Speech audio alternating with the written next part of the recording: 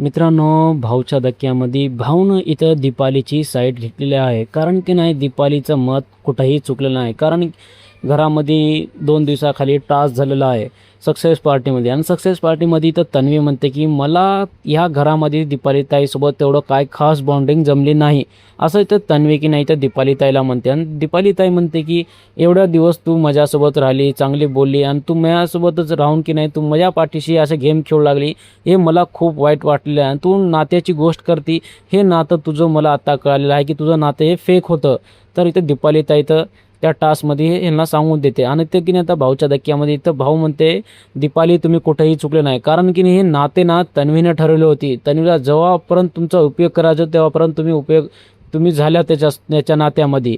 तर इथं रितेश भाऊना इथं तन्वीला सुनाव येते. तन्वीला म्हणते की तन्वी तुम्ही इथं चुकलेलं आहे. कारण की नाही तुम्ही नात्याचा उपयोग करून तुम्ही समोर जात आहे. तुम्हाला असं गेम खेळायला बिलकुल शोभत नाही, असं की नाही तर रितेश भाऊ म्हणते. तर मित्रांनो, कुठं ना कुठं हे रितेश भाऊची गोष्ट खरी आहे. जेव्हा नात्याची गरज पडते तुम्ही तेव्हा उपयोग करता, असं रितेश भाऊने तर तन्वीला म्हणते. तर मित्रांनो, तुमचं काय मत आहे जे रितेश भाऊने तर तन्वीला म्हटलेलं आहे आणि दीपालीची साईड घेऊन दीपालीसोबत आहे? तर तुमचं काय मत आहे तुम्ही मला कमेंटमध्ये नक्की सांगा. अशा व्हिडिओ पाहण्यासाठी माझ्या चॅनल सबस्क्राईब करा. भेटूया आपण पुढच्या व्हिडिओमध्ये.